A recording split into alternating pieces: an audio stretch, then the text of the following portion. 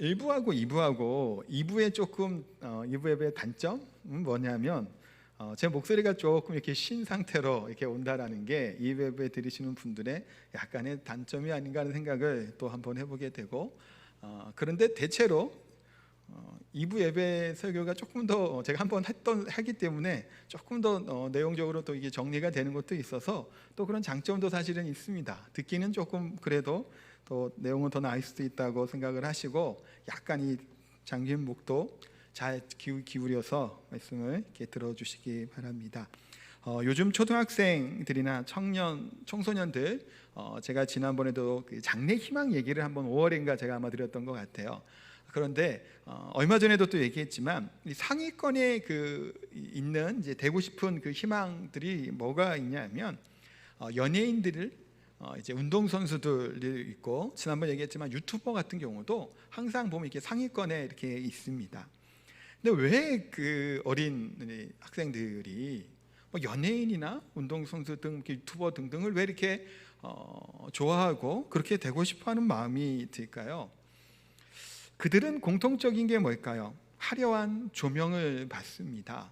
많은 사람들 앞에서 인기를 얻게 되죠. 제 이제 조카가 그 방학 때 지난 겨울에 좀 저희 집에 내려와서 같이 조금 지냈습니다. 그러면서 이제 처조카예요. 그러니까 이제 처제네 이제 아들인데, 저랑도 이제 가깝게 잘 지내고 있습니다. 오랜 동안 또 보고 이렇게 자라다 보니까. 근데 그 애가 이제 좋아하는 사람들 이렇게 순위가 있잖아요. 형하고 엄마를 제일 좋아한답니다. 그리고 뭐 이제 또 얘기를 하는데, 저도 자기가 좋아하는 사람 중에 굉장히 상위권이에요. 뭐 엄마랑 아빠 그쪽 빼면 거의 제가 이제 많이 이모부들이 여러 있고 삼촌도 막 있잖아요. 자기도 있는데 그런 사람들 중에서 제가 제일 좋다라는 거예요. 물론 저한테 분명히 얘기한 건 아닌데, 왜 좋다 그런지 아세요? 몇 가지가 있어요. 몇 가지가 있는데, 최근에 또 좋아하는 이유 중에 하나는 제가 TV에 나오기 때문이래요. 뭔지 아시겠지? 우리 유튜브에 나오잖아요. 특히는 또 우리 코로나 때문에 또 이제 그렇게 이제 실시간 예배를 드리기도 했고, 실시간 제가 이렇게 예배를 하기 전에는 금요일날 이제 영상을 녹화를 해서 주일날 이제 아침에 열리도록 그렇게 좀 했었습니다. 녹화해 갖고 했을 때, 그때는 저희도 집에서 TV 앞에서 저도 제 설교를 다시 듣고 가족들이 모여서 예배를 드렸어요. 그러니까 그래도 이렇게 보니까 아니 이모부가 TV에 막 나오는 거예요. 설교를 하고. 그러니까 와, 부럽다고, 우리 아빠도 저런 거 했으면 좋겠다고 뭐 그러다라는 겁니다. 왜 이 얘기를 했냐면, 어쨌든 아이들 입장에 보면 뭐 별건 아니잖아요. 유튜브에 나오는 건. 근데 TV에 이렇게 나온다라는 것, 그러니까 무엇인가 많은 사람들이 바라보고 이렇게 스포트라이트를 받는 것이 그렇게 좋아하는, 따르고 싶은 마음들이 있다라는 것을 보게 됩니다. 그러니까 많은 이제 어린 학생들이 뭐 연예인들, 그 중에서 또 가수가 좀 많다고 합니다. 또 운동선수들이 좋아하는 것은 어찌 보면 그런 현상들이 아닌가 하는 생각을 해보게 돼요. 예전에 존경하는 인물이 누구냐라고 물어보면 항상 들어가는 순위가 누가 있었나요? 세종대왕, 이순신 장군, 유관순 누나, 그리고 또 누가 들어갔나요? 예전에 한때는 심영래도 들어갔다고 해요. 우레메, 에스퍼맨 할 때가 그렇게 인기가 많았던 거예요. 하여튼 그런 존경하는 인물들, 그런 위인들을 우리가 기대하고 그 위인들을 본받고 싶은 마음들, 또한 우리 자녀들이 그런 위인들처럼 살기를 좀 바라는 마음으로 어릴 때 다 어떤가요? 위인 전집들을 하나씩 다 있었잖아요. 저도 어릴 때 보면 오래된 전집들 항상 다 가지고 있었습니다.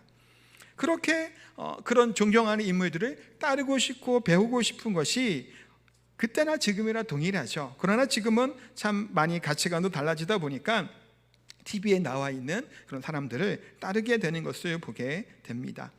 제가 이제 노예 모임에서 얼마 전에 설교를 좀 들었습니다. 그분이 이제 말씀하실 때 트로트 가수 중에 김수찬이라고 하는 사람 있죠. 네, 김수찬이라는 사람이 있는데, 이 사람이 남진 씨 모창을 그렇게 잘한대요. 그래서 제가 어디 이 생각이 나갖고 좀 찾다가 어제 검색을 했더니 히든싱어라고 하는 프로그램에도 이 남자가 나와서 이제 남진 씨 모창을 했다고 합니다. 거기서 아마 제가 알기로는 2등을 한 것 같아요. 히든싱어가 뭔가 하면, 얼굴은 보이지 않게 이제 블라인드에 막혀져 있고, 이 유명한 그 가수의 노래를 같이 불러요. 거기 안에 중에 한 명은 누가 들어 있을까요? 진짜 가수가 똑같이 똑같이 한 소절 한 소절 돌아가면서 부르는 겁니다. 보면 정말 똑같이 부르는 사람들도 많아요. 그러다가 한 3명 정도가 남아요. 그러면 인터뷰를 합니다. 어떻게 해서 이렇게 하게 됐는지 물어보고 막 그래요. 그러면 이 사람들이 공통적으로 뭘 얘기할까요? 이 가수를 어릴 때부터 좋아했었고, 이분의 노래를 내가 듣고 자라면서 큰 감동이 되었고 이렇게 좋았다는 얘기를 합니다. 때로는 그래서 눈물을 글썽글썽하기도 하고 서로 껴안고 포옹하며 또 감격을 나누는 것들이 나옵니다. 제가 왜 얘기를 할까요? 존경하는 자, 좋아하는 사람을 뭐 하는 건가요? 본받고 싶고 따라가고 싶은 것은 어찌 보면 당연한 일입니다. 아까 그 목사님이 그 얘기를 하시는 거예요. 자기도 신앙생활을 열심히 하게 될 때, 그러니까 신학하기 전에 얘기를 하는 거예요. 추자도 분이신데 그 최 목사님이라는 그 분을 그렇게 하여튼 잘 따랐대요. 그랬더니 체형도 그분과 비슷해지고 또 그분처럼 이렇게 말이나 행동 거지를 하고 있었다라는 거예요. 그래서 어느 날은 어느 목사님이 뒤에서 최 목사님하고 그분을 이렇게 안으시더래요. 깜짝 놀라서 봤더니 모르는 얼굴이잖아요. 근데 그만큼 뒷모습도 비슷하다라는 얘기를 합니다. 이처럼 누구를 닮고자 노력하는지에 따라서 또 좋아하는 사람에 따라서 이 사람의 생각이나 또 삶의 그런 분명한 큰 영향을 끼치게 됨을 우리가 보게 됩니다. 그러니까 연예인들 운동선수들이 공인은 아니죠.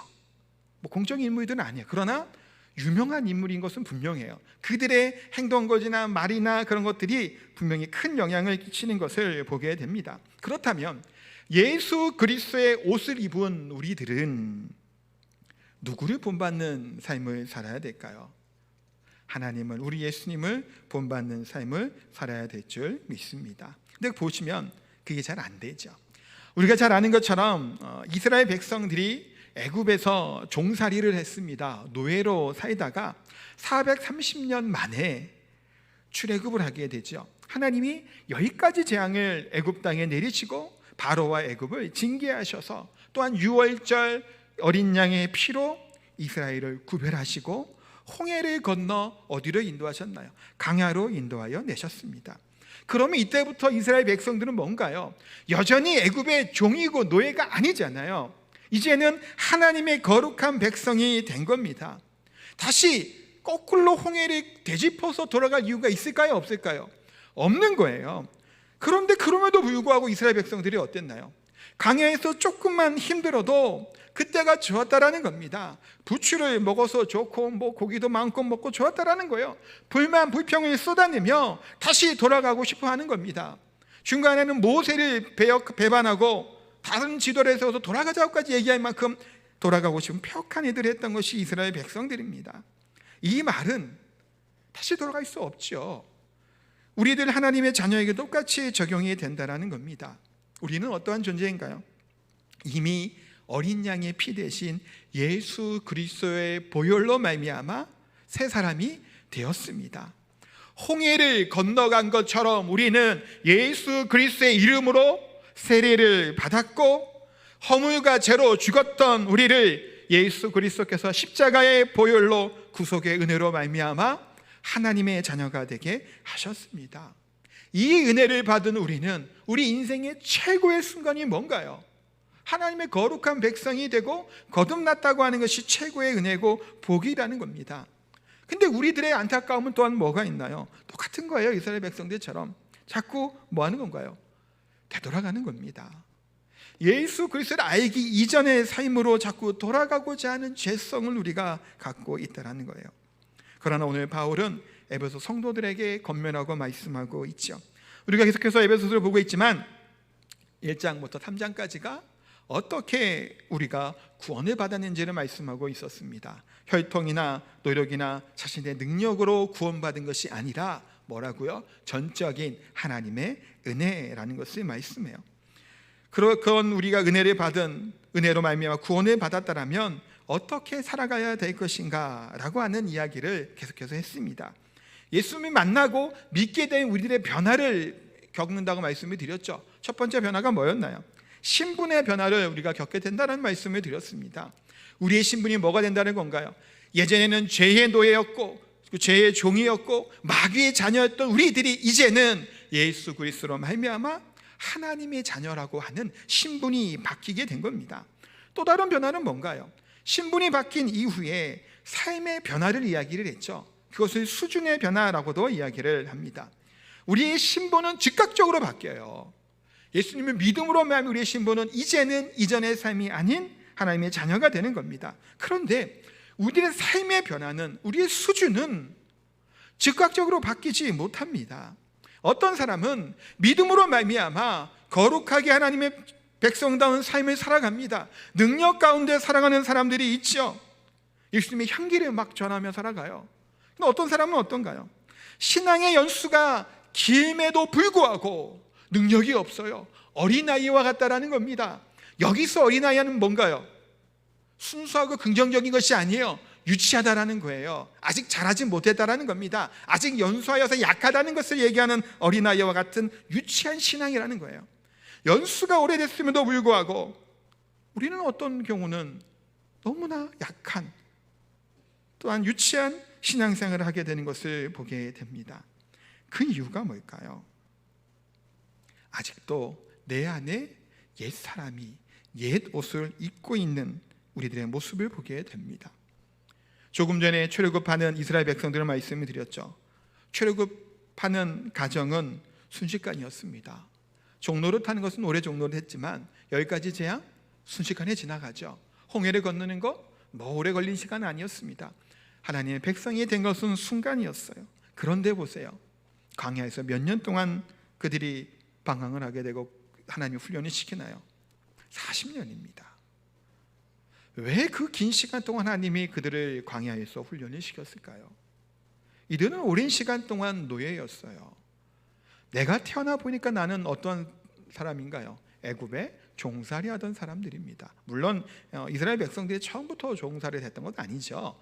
요셉이 있었을 때는 그래도 고위직의 자녀 잘 살았습니다. 정권이 바뀌면서 바뀌었으니까. 그렇지만 어쨌든 뒷부분은 뭔가 계속 노예였던 거예요. 태어났더니 이미 아버지가 노예고 어머니도 노예고 노역을 담당하는 사람으로 태어난 겁니다. 이 노예성을 버리지를 못했던 것이 이들의 모습이에요. 겉으로 드러나는 것은 하나님의 백성이 되었죠. 그러나 그 내면은, 그 속은 여전히 애굽에 종살이하던 노예와 같은 모습이 그들 가운데 있었다라는 겁니다. 그래서 이제 어떤 분이 노예 문화, 노예 삶, 그걸 얘기했던 것을 제가 좀 인용하고 싶은데, 이들의 특징이 이런 걸로 합니다. 미래를 생각하지 않고 오늘만 무사히, 오늘만 잘 먹고 잘 살다라고 하는 의식을 갖는 것이 노예 의식이래요. 또 그러다 보니까 책임성도 없고 공동체성도 없는 것이 노예 근성이다라고 이야기를 합니다. 또 하는 노예의 특성은 항상 받는 것에 익숙하답니다. 주는 게 없다라는 거예요. 나누는 것이 없다라는 겁니다. 당연하겠죠. 노예가 뭔 거를 가지나요? 자기의 소유, 자신의 재산? 그런 게 없지 않아요. 그냥 주는 대로, 주인이 주는 대로 받는 겁니다. 그러니 나눌 줄을 못하는 거예요. 노예의 삶이라는 겁니다. 하나님은 주는 것을 훈련시킴으로 노예의 근성을 벗어나기를 원했던 것이 하나님의 뜻이기도 한다는 거예요. 이스라엘 백성 가운데 끊임없이 노예의 근성이 있었죠. 하나님의 백성다운 삶의 모습을 갖지 못했습니다. 그래서 하나님은 40년이라고 하는 긴 시간 동안 광야에서 그들의 노예 근성을 쫙 뽑아주세요. 광야에서 그들에게 뭘 해주셨을까요? 하나님의 말씀을 가르쳐 주시죠. 하나님의 말씀이 뭔가요? 십계명이 뭐죠? 율법이 왜 주시는 걸까요? 그것은 하나님의 백성이 되었기 때문에 백성다운 삶을 살라고 하는 것이 율법이에요. 이전에는 그들이 뭐였나요? 애굽에서 애굽의 바로 왕이나 그들이 다스리는 사람들이 시키는 대로 했던 삶을 살았다면 이제는 뭐로 살아가라는 건가요? 이제는 그들이 가르치고 그들이 시키는 걸 살아가는 것이 아니라 하나님이 주신 율법의 말씀을 가지고 백성다운 삶을 살라고 훈련시키고 양육시킨 것이 40년 동안 걸렸던 광야의 훈련 기간입니다. 하나님의 거룩한 백성이 된 우리들 또한 마찬가지죠. 오늘 본문에도 뭔가요? 그러므로, 또다시 그러므로예요. 그러므로 우리 어떻게 살아가는 걸까요? 성도로 부름받은 우리가 그렇기 때문에 그러므로 어떻게 살아가야 되냐, 3가지 정도로 짧게 보겠습니다. 첫 번째는 사랑하신 분을 닮는 겁니다. 본받는 삶이다 라고 봐도 좋아요. 1절 말씀을 같이 보겠습니다. 그러므로 사랑을 받은 자녀같이 너희는 하나님을 본받는 자가 되고. 아멘. 1절에 여기서 보면 본받는 자라고 하는 헬라어는 미메테스라고 하는 말인데, 이 단어는 따라하다, 모방하다, 흉내내다, 뭐 그런 의미를 가지고 있습니다. 그러니까 추종자라고 하는 의미로 쓰여지는 단어이기도 합니다. 아까도 연예인 얘기했죠. 그들 아이돌 스타라고 하는 젊은 이제 그룹들이 많이 있습니다. 우상이라고도 의미를 가지고 있어요. 그렇게 따라하고자 하고 모방하고자 하는 것들이 있다라는 거예요. 사람은 누구나를 좋아하는 순간부터 그 사람을 따라하기 마련입니다. 아들은 누구를 따라할까요? 아버지를 따라합니다. 말투도 비슷해요. 서 있는 모습도 비슷합니다. 성격도 비슷해집니다. 그런데 왜 아들이 아버지를 따라할까요? 아버지이기 때문이기도 하죠. 근데 이제 어떤 분이 이런 얘기도 하더라고요. 사랑을 받았기 때문에, 아버지의 사랑을 받았으니 사랑받은 아버지를 따라한다라는 겁니다. 그러니까 만약에 태어나게 해준 아버지는 따로 있는데 어릴 때부터 입양에 가서 다른 곳에 가서 살아요. 양아버지의 사랑을 받고 자란 이 아이는 누구를 닮으면서 클까요? 물론 혈통적, 유전적인 성향들은 나타나겠지만 사랑받은 아버지의 모습들, 자기를 키워주고 사랑한 분을 닮기 마련입니다. 제가 청년 시절에 어떤 형이었는데, 그 형이 이렇게 서 있는 모습을 여러 번 봤죠. 그러다가 장로님 아들이었어요. 근데 그 장로님이 그렇게 언덕배기에서 딱 서서 이렇게 짝다리에 지금 이렇게 서 있는 모습이 똑같은 거예요. 그 형하고 그 장로님은 똑같은 겁니다. 서 있는 모습도 똑같아요. 얼굴이 당연히 유전도 닮겠지만 행동 거지 않아도 똑같은 것을 보게 됩니다. 제가 신대원에 다닐 때 제 동기 중에서 온누리교회 경배와 찬양 아시죠? 예전에 전하세 예수 해갖고 시리즈로 쭉 나왔잖아요. 거기서 훈련 받다가 이제 신학교는 이제 대학 공부하러 온 분이 있었어요. 근데 제 한기수 선배인가 두 선배 중에서도 거기 출신 분이 계시는데, 그분이 찬양 인도를 합니다. 기도의 인도를 이제 자체적으로 하는데 똑같은 거예요. 할렐루야 뭐 이런 것들 있죠. 우리 경배창 옛날에서 빰빰빰빰빰 천사장의 나팔 소리 울려 퍼질 때 하늘 영광 부르시고 이게 나오잖아요. 그 말투가 똑같은 거예요. 기도하다 보면 눈 감고 기도하면 내가 무슨 CD를 틀었는지 실제로 기도에 온 적이 착각할 정도로 정말 비슷하는 거예요. 그래서 물어봤어요. 아니 저분은 뭐 이렇게 똑같이 하냐 그랬더니 아이고 나도 그렇고 우리 다 똑같이 한다고. 그 안에서 훈련을 받으니까 핫스테반 선교사님이시죠. 그분의 말투와 찬양 인도하는 스타일, 기도 인도하는 스타일들을 그대로 따라하게 된다는 겁니다. 비슷하게 하는 걸로 유명했던 분이 또 계십니다. 순복음교회 조영규 목사님. 요분 따라하는 분도 참 많았죠. 어떻게 그분이 아시나요? 그러셨습니까? 믿으시기 바랍니다. 이런 거 다 했잖아요. 학교 교수님도 그래서 그런 거 말투 따라하지 말고 그분이 뭐 그렇게 기도하는 영상에 따라하라 뭐 그런 얘기 든 적이 있어요. 그거 참 많아요. 순복음교회 가보면 저희 이제 친척 중에 한 분도 순복음교회 목사님인데 말투가 비슷합니다. 지금 제가 한 것처럼 조영기 목사님처럼 비슷하게 흉내를 내요. 왜 비슷하게 흉내를 내나요? 그만큼 존경하고 따르고 싶은 분이니까 그분의 행동들, 말투에도 따라하고 싶은 거예요. 사실은 좋아하는 목사님의 설교를 자꾸 들으면 그분이 하셨던 설교 스타일, 말투를 따라하게 돼요. 영향을 받거든요. 그건 저도 마찬가지고. 그런 것들은 어찌 보면 당연하다고 얘기할 수 있습니다. 부부가 살아가면서 비슷해지는 것도 보게 되죠. 서로 사랑하기 때문에 또 서로 좋아하는 음식도 성향도 비슷합니다. 연애할 때 이런 게 있다고 해요. 상대방이 나에게 호감이 있는지 없는지 알고 싶으면 같이 식사를 할 때 잘 보래요. 내가 두부를 집어 먹었어요. 그러면 나에게 호감이 있으면 저 사람도 두부를 집는데요. 시금치를 내가 집어요.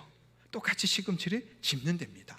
원래 반찬이 여러 개잖아요. 국도 있고. 근데 상대방의 호감이 있으면 자기도 모르게 상대방이 좋아하는 것을 따라하게 된다라고 하는 심리학자의 말을 제가 예전에 들은 적이 있거든요.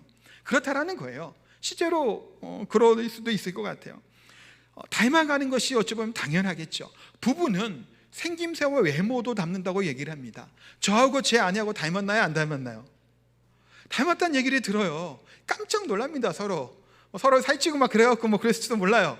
이제 뭐 저도 그렇지만 제 아내도 살 막 찌지 않았었거든요.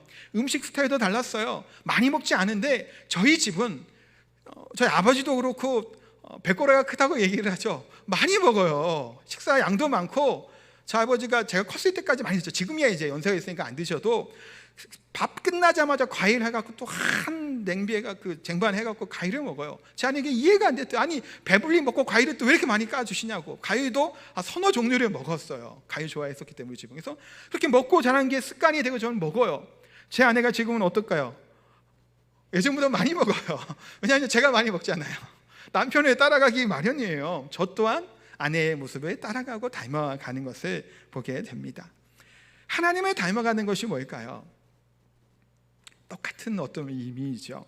누군가를 좋아하고 사랑하면 그 사람처럼 하고자 하는 마음들이 있습니다. 하나님의 사랑을 받고 하나님을 사랑한다면 우리는 어떨까요? 그분의 성품을 닮아가게 되어 있어요. 물론 우리가 인간이고 죄인이기 때문에 그분의 성품을 온전히 따라가지 못하겠죠. 그런데 아까도 오늘 이거 본받는 자에게 흉내내다 모방하다는 말도 있다 그랬잖아요. 예수님의 하나님의 성품을 모방해 보는 거예요. 흉내로 내보는 겁니다. 그러다 보면 처음에는 어렵죠. 예수님을 전혀 모르고 살던 우리들이 예수님 믿음으로 말미암아 구원 받았다고 갑자기 우리 쓰는 말도 행동도 생각이 다 바뀔 수 있을까요? 잘 안 되는 거예요. 조금은 어색하죠. 낯설어요. 교회의 문화가 낯설 수도 있어요. 그런데 따라하다 보면, 흉내내다 보면 우리가 어떨까요? 우리 안에 있는 하나님의 형상이, 그분의 성품이 드러나기 시작을 하는 겁니다. 우리는 누구의 모습으로 창조된 존재들인가요? 하나님의 모습, 하나님의 형상대로 지음받은 우리들이기 때문에 그 모습이 나타난다는 겁니다. 본받는 삶을 사는 사람마다 하나씩 둘씩 그분의 선한 성품이 나타나게 되는 겁니다. 죄성들이 벗겨진다는 거예요. 우리의 말 속에서 하나님의 예수님의 말씀들이, 그 모습들이 나타나는 겁니다. 우리의 표정에서 뭐가 나타날까요? 하나님의 자녀다운 표정이 되는 거예요. 우리들의 삶의 모습에서 하나님의 형상이 드러나게 될 줄 믿습니다. 예수님께서 요한복음 8장 12절에 이렇게 말씀하고 있습니다. 우리 함께 읽도록 하겠습니다. 예수께서 또 말씀하여 이르시되 나는 세상의 빛이니 나를 따르는 자는 어둠에 다니지 아니하고 생명의 빛을 얻으리라. 아멘. 주님을 따르고 본받는 자에게는 하나님께서 생명의 빛을 우리에게 비춰주신다라고 말씀하고 있습니다. 예수님께서는 빛이시죠. 빛 대신 예수님을 쫓는 우리들 또한 빛의 자녀인 줄 믿습니다. 그래서 우리들의 얼굴이 바뀌는 거예요. 은혜 받은 사람과, 지난주에 얘기했죠, 은혜 받지 못한 사람, 하나님의 성령이 충만한 사람과 그렇지 못한 사람의 모습은 어디에서 드러나게 될까요? 얼굴에서 드러나는 거예요. 나이가 들면 그 성품이, 인품이 얼굴에 드러난다고도 얘기를 하죠. 성령이 충만하고 은혜에 충만한 자의 얼굴은 어떤가요? 기쁨과 은혜가 몸이 넘치는 겁니다. 또한 은혜가 충만한 사람의 모습은, 이 말은 어떨까요? 언어가 좋은 언어들이 나오기 시작하는 겁니다. 하나님께 감사가 나오기 시작하는 겁니다. 이전에는 비판의 말들, 저주의 말들 했던 우리의 입술이 예수 그리스도의 은혜와 사랑 가운데 거할 때 그분의 성품을 닮아가는 모습으로 바뀌게 됨을 보게 됩니다. 하나님을 본받는 자, 예수 그리스도에 따르는 자는 우리 그것 본받는 것이 우리들에게 은혜이고 복인 줄 믿습니다. 두 번째는 이겁니다. 사랑 가운데 행하는 삶에 대해서 말씀하고 있습니다. 이 얘기는 실천하라라고 하는 말씀이에요. 2절 말씀 같이 한번 다시 읽겠습니다. 그리스도께서 너희를 사랑하신 것 같이 너희도 사랑 가운데서 행하라. 그는 우리를 위하여 자신을 버리사 향기로운 제물과 희생 제물로 하나님께 드리셨느니라. 아멘. 여기 보면 그는 우리를 위하여 자기신을 버리사 향기로운 제물과 희생 제물로 하나님께 드리셨다라고 말씀하고 있습니다.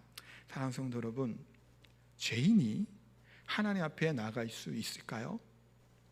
없습니다. 죄인과 하나님은 함께하지 못해요. 하나님은 구약에 돌진한다고 말씀해요. 죽인다라는 겁니다. 죄인을 하나님은 그냥 내버려 주실 수 없는 분이에요. 하나님은 공의로우셨기 때문에, 거룩하시기 때문에. 그래서 구약에는 어떠한 방법으로 하나님께 나아갈 수 있었나요? 희생제사를 드리는 거예요. 동물의 피를 뿌려서 그 피로 대속하고 그 다음에 하나님께 나아갔던 겁니다. 그것도 단번에 된 것도 아니죠. 죄를 지을 때마다 하나님께 제사를 드리고 피 뿌림을 통해서 하나님께 나아갈 수 있었습니다. 그런데 예수 그리스도께서 어떻게 하신 건가요? 단번에 자기 자신을 십자가에서 화목제물이 되게 하시고 희생제물이 되셔서 하나님께 나아갈 수 있는 길을 열어주신 겁니다. 이것이 하나님의 구원의 십자가의 은혜의 의미예요. 오늘 본문은 그래서 뭘 말씀하고 있는 건가요? 그리스도께서 너희를 사랑한 것 같이 사랑을 받은 자처럼 내 삶 속에서 그 사랑을 표현하고 나타나며 살 것에 대해서 다시금 말씀하고 있습니다. 우리가 누구를 사랑할 때 우리의 힘과 능력으로 사랑하라고 얘기하는 것이 아니에요. 또 그럴 만한 존재도 되지 못합니다. 우리는 받은 사랑이 있으니 뭐 하라는 걸까요? 받은 만큼 사랑하라고 성경은 계속해서 말씀하는 겁니다. 에베소서 4장 32절, 지난주에 읽었던 본문 한번 다시 읽도록 하겠습니다. 서로 친절하게 하며 불쌍히 여기며 서로 용서하기를 하나님이 그리스도 안에서 너희를 용서하신 것 같이 하라. 아멘. 서로 뭐 하라는 건가요? 친절하게 하라는 겁니다. 불쌍히 여기라는 겁니다. 서로 용서하라라고 말씀합니다. 그리스도 안에서 성도가 성도에게 친절하게 불쌍히 여기고 용서하는 마음을 가지라고 말씀합니다. 근데 이것이 왜 가능하고 어떻게 가능하다는 걸까요? 그리스도께서 안에서 너희를 용서하신 같이, 그리스도 안에서 하나님이 우리를 용서할 수 없잖아요. 죄인이자 말이에요. 근데 그리스도 안에서 우리를 하나님 어떻게 하신 거예요? 죄 없다 여기시고 우리의 모든 죄를 말갛게 사하여 주셔서 여전히 죄인임에도 불구하고 우리를 죄 없는 하나님의 백성으로 삼아주시고 용서하여 주셨다라는 겁니다. 누구를 통해서? 예수 그리스도를 통해서. 왜 우리가 예수님의 이름으로 기도하는 건가요? 예수님의 이름이 아니고서 하나님께 나아갈 수가 없어요. 죄인이기 때문에요. 예수님을 통해 우리를 사랑하시고 하나님께 나아갈 길을 열어주셨다라는 겁니다. 그 사랑을 받은 우리에게 뭐라고 얘기하시는 건가요? 이와 같이 친절하게 또한 불쌍히 여기는 마음, 용서하고 사랑하는 마음을 갖는 것이 마땅하다라고 성경은 계속해서 말씀하고 있습니다.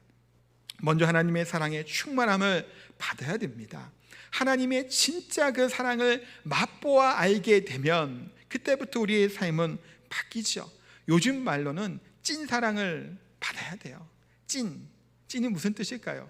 요즘에 많이 쓰더라고요. 인터넷에도 진짜라고 하는 의미로 인터넷 신조어라고 합니다. 진짜 사랑, 정말 참 사랑, 하나님이 나를 얼마나 사랑하시는지 우리가 측량할 수 있는 그 사랑을 겪어야 된다는 겁니다. 예수님 말씀하고 계시죠. 가난한 자는 복이 있다고 말씀합니다. 애통하는 자도 복이 있다고 말씀하고 있죠. 슬퍼하고 괴로운 자들에게 하나님이 뭐 해주시겠다는 거야? 위로함을 주시고 은혜와 사랑을 베풀어 주신다라고 분명히 말씀하고 있습니다. 우리는 지금 연약하고 부족하고 힘듦이 있을지라도 예수 그리스도 안에 거하며 하나님께 나아가면 하나님의 은혜와 사랑이 우리를 덮어주실 줄 믿습니다. 그 사랑에 녹아지고 그 사랑을 충만하게 경험하는 사람들은 예배드리지 말라 그래도 예배드리죠. 봉사하지 말라 그래도 봉사를 하게 됩니다. 그 사랑을 경험한 사람이라면 이제는 시비를 걸고 원망하고 비판하고 지하는 그런 마음만 가득했던 우리의 삶의 입술이 어떻게 되는 건가요? 칭찬하고 격려하고 사랑하는 것으로 바뀌게 되는 겁니다.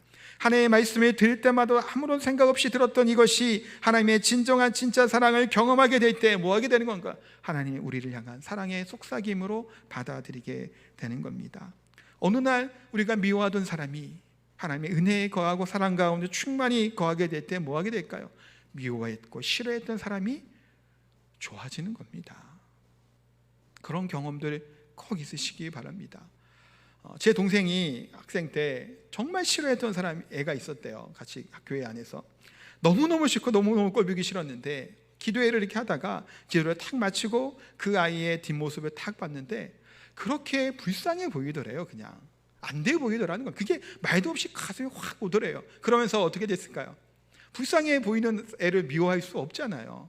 싫어할 수 없잖아요. 그래서 미워하는 마음들이 싹 사라졌다는 얘기를 한 적이 있습니다.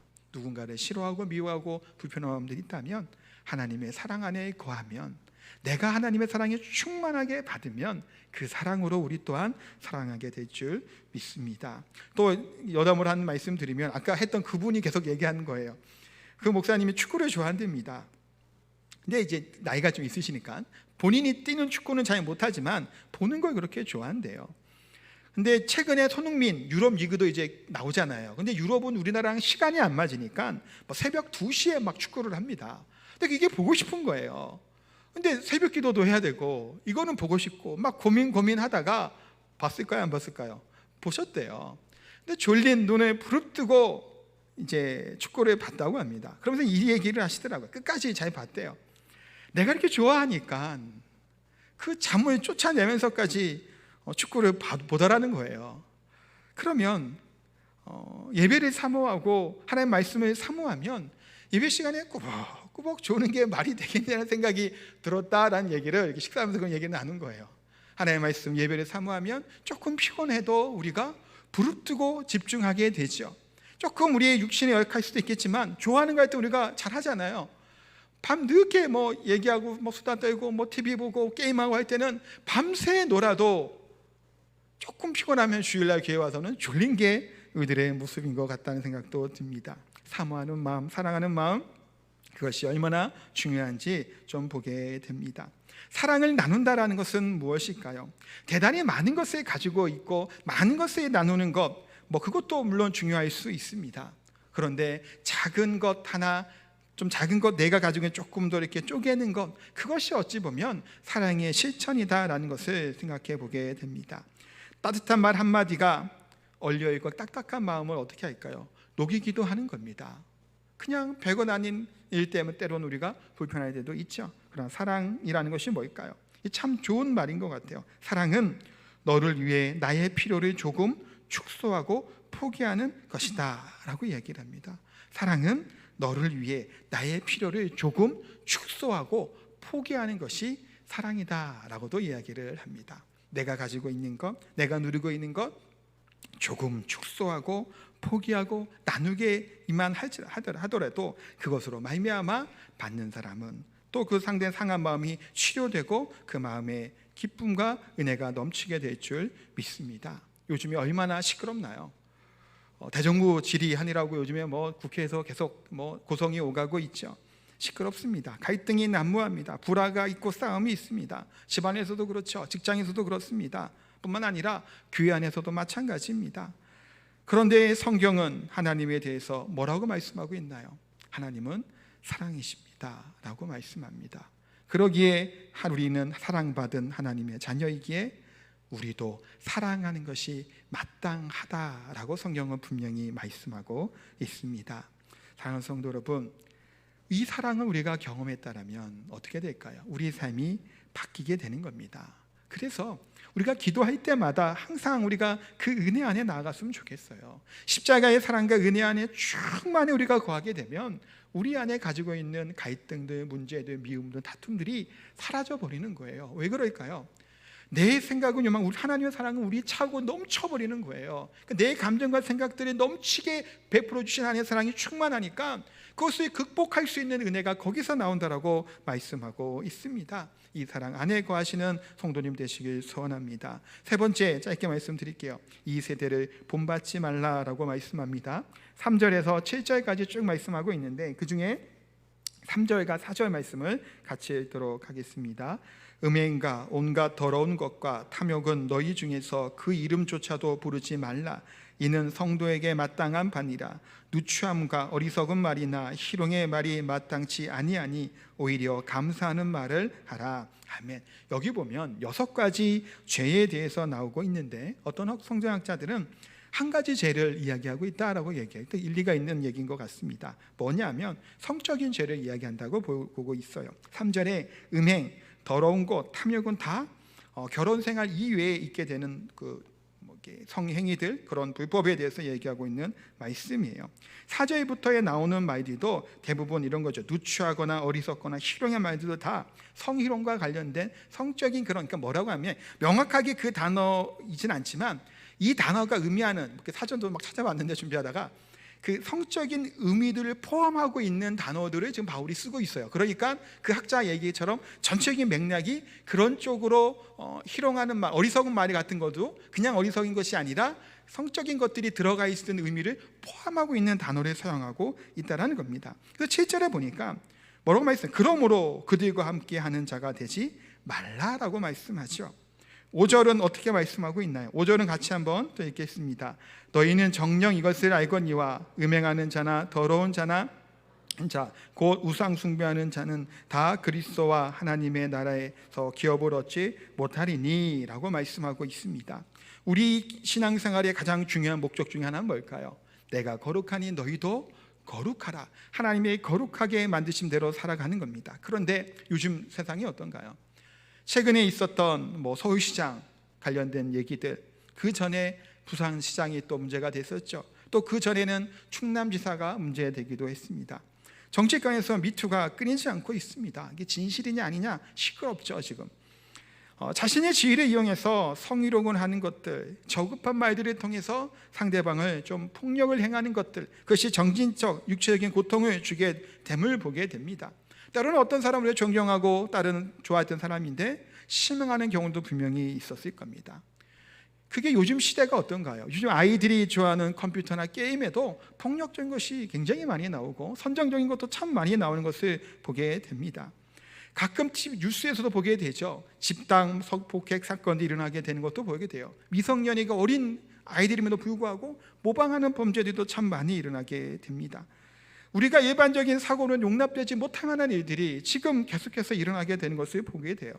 집단 따돌림 같은 그런 폭력적인 행위들이 나오기도 합니다. 요즘 사용하는 아이들의 언어는 어떨까요? 욕이나 비속어가 빠지고는 말하기가 어려울 만큼 참 많이 이런 단어들이 있어요. 영화나 TV에서도 그런 말이 참 많이 나오죠. 그러니 우리들의 삶이 지금 문화적인 것들이 그대로 반영한다고 얘기하면 그만큼 좋지 않은 말들이 오고 가는 것이 지금 시대라는 것을 보게 됩니다. 인터넷에 올라오는 댓글을 읽어보면 어떠나요? 욕하고 비방하는 일이 비일비재합니다. 업신여기고 조롱하는 것도 참 많이 나온 것을 보게 돼요. 자연스럽게 욕을 해요. 여기에 노출이 된다는 겁니다. 그러니까 그걸 따라가는 거예요. 군대에 가서 욕 안 하는 거 쉽지 않잖아요.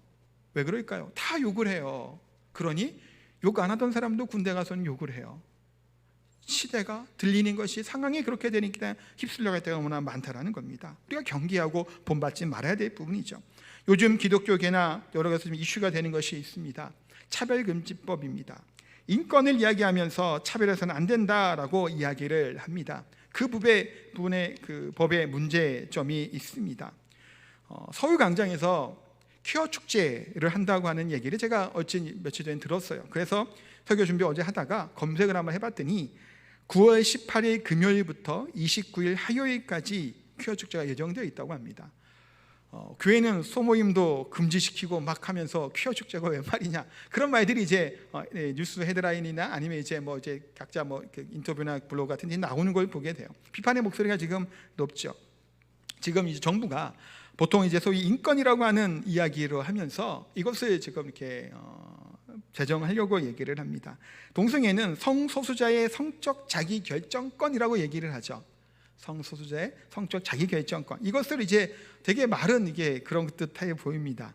동성애가 확산하고 동성애를 포용하고자 하는 문화들을 지금 만들어 가려고 하는 것을 보게 됩니다. 그러면서 뭘까요? 동성애에 대해서 반대를 하면 편협한 사람이다, 지금 시대에 어울리지 않는 말과 생각이다라고 오히려 몰아가는 분위기를 만드는 것 같다는 생각도 들게 됩니다. 성적 자기결정권이라고 하는 거창한 말로 포장되어 있지만 이것은 성경에서 말씀하고 있는 것은 아닙니다. 군대 내의 동성애 처벌법도 폐지해야 된다고 하는 목소리가 높다고 해요. 이게 문제가 심각하죠. 물론 소수 약자의 인권을 보호해 주는 것은 문제될 것이 없고 오히려 그것은 해야 되겠죠. 우리 기독교도 약한 자, 고아와 가부들의 구제하라는 얘기가 왜 성경에 나와 있고 왜 그들이 이렇게 많이 했을까요? 약한 자들, 지금 얘기한 소수의 약자들을 배려하는 것이 우리 기독교 정신이에요. 하나님의 사랑이고. 그렇지만 성경에서 명확하게 하나님이 불법이고 죄라고 얘기하는 부분에 대해서 어긋난 것을 우리가 동의할 수 없기 때문에 이와 같이 반대를 지금 많이 하고 있는 겁니다. 세상이 그렇게 돌아가고 있어요. 미국이나 유럽 여러 선진국도 대부분 다 이 법이 통과됐죠. 그렇게 지키고 있고 하고 있습니다. 그렇다고 우리가 그냥 넉놓고 있을 수는 없다라는 겁니다. 세상이 그렇게 변할지라도 우리는 뭘까요? 하나님 말씀 안에 거해야 되는 것이고, 세상이 그렇게 잘못하고 우리를 비판할지라도 하나님 말씀의 것이 옳다라면 우리는 그것을 지키며 나아가는 것이 마땅하다라는 겁니다. 그래서 성경은 뭘 얘기하나요? 이 세대를 본받지 말라라는 거예요. 온갖 더러움과 탐욕과 아픔들이 다 창궐했던 그 시대, 소돔과 고모라죠. 그렇죠? 그때도 동성애 문제가 있었습니다. 하나님이 그 땅을 다 소멸해버려요. 심판하셨다는 겁니다. 세상은 이렇게 악해져 가다 할지라도 우리는 이 세대를 본받지 말아야 될 줄 압니다. 하나님의 사랑받은 우리 하나님의 자녀들은 하나님의 영광 가운데 살아갈 것이고, 예수 그리스도의 십자가의 구속의 은혜, 그 사랑을 몸을 받았던 우리들은 예수님을, 하나님을 본받는 삶을 살아야 될 것이고, 그 받은 사랑을 실천하며 살아가야 될 것이고, 뿐만 아니라 그래서 이 세대를 본받지 않고 하나님의 말씀 안에 거하며 세상을 변화시키고 하나님의 사랑받는 자녀처럼 주님과 동행하며 살아가는 저 우리 성도님 되시기를 예수님의 이름으로 축복하고 기도합니다. 우리 기도 찬양하겠습니다. 찬송가 430장 찬양하시면서 준비하신 헌금 드리겠습니다.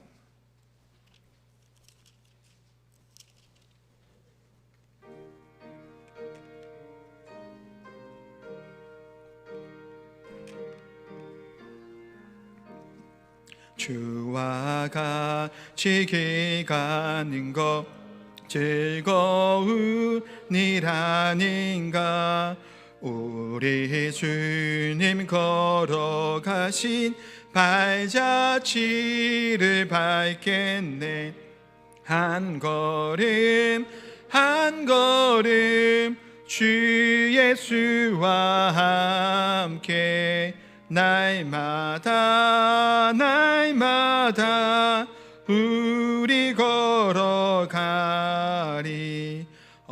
어린아이 같은 우리 미련하고 약하나 주의 손에 이끌리어 생명길로 가겠네. 한 걸음 한 걸음 주 예수와 함께 날마다 날마다 우리 걸어가. 4절 하겠습니다. 옛 선지자의 녹같이 우리들도 천국에 들려 올라갈 때까지 주와 같이 걷겠네. 한 걸음 한 걸음 주 예수와 함께 날마다 날마다 우리 걸어가리. 같이 한번 우리 기도하도록 하겠습니다. 같이 기도 드리실 때 하나님의 사랑받은 우리들은 사랑해 주시는 우리 하나님의 모습을 본받는 삶을 살아야 될 줄 압니다. 하나님 본받는 삶을 산다라는 것은 받은 사랑을 실천하고 나누는 수 있는 삶인 것이고, 또한 그러기에 형제들을 사랑하고 칭찬의 말을 하고 덕을 세우는 일에 힘쓰는 삶을 살아갈 것이고, 뿐만 아니라 이 세상이 악하여 주고 변하지라 할지라도 폐역한 세대 가운데 이 세대를 본받지 않고 우리를 사랑하시는 하나님의 말씀 안에서 거하며 하나님의 사랑 안에 행하며 사는 삶인 줄 압니다. 오늘 말씀을 기억하시며 이와 같은 사랑받는 자의 모습으로 살아가게 달라고 같이 기도하는 시간 갖도록 합니다. 합심해서 기도하겠습니다. 하나님 시간 기도하며 나아갑니다. 주 하나님, 사랑받은 자로 하나님 살아가게 하여 주시옵소서. 하나님 주신 은혜가 있고 사랑이 있는데 하나님이 그렇게 사랑하지 못하며 살 때가 얼마나 많은지 모릅니다. 하나님 은혜와 은혜를 더하여 주시고 복의 복을 더하여 주시고 매일매일 삶 가운데 주님과 동행하는 삶을 살게 하여 주시옵소서. 하나님과 함께 걸어가는 그 길이 하나님 귀하고 복되고 하나님의 은혜의 길인 줄 압니다. 조금 거친 길이라고 할지라도, 세상이 비판하고 비난하는 길이라고 할지라도 하나님 말씀하시는 길에 그리에 따라 순종하며 살아가는 저희들의 삶이 될 수 있도록 되게 하여 주시옵소서. 거룩하고 존귀하신 하나님, 하나님의 정말 진정한 사랑을 받은 예수 그리스도의 말미암아 그 복을 누린 하나님의 백성들입니다. 그러기에 예수님의 모습을 본받는 자가 되게 하여 주시옵소서. 말씀 안에 사랑 안에 거하며 사랑을 실천한 자들이 되게 하여 주시고, 이 세대의 모습들, 이 세대의 아픔들에 따르지 않게 하여 주시고, 거룩한 진리 대신 빛 대신 말씀대로 순종하며 살아가는 저희들의 삶이 되게 하여 주시옵소서. 또한 귀한 예물 하나님께 감사함으로 드립니다. 들어진 손길 위에 복의 복을 더하여 주시고 물질의 복도 더하여 주시옵소서. 혹시 물질적으로 어려운 가운데 있는 성도들이 있다면 넘치도록 채워 주시옵소서. 더 많은 것으로, 더 나은 것으로, 가장 좋은 것을 하나님께 드릴 수 있는 귀한 믿음의 사람들이 다 될 수 있도록 은혜 베풀어 주시옵소서. 감사드립니다. 예수님의 이름으로 기도하옵나이다. 아멘.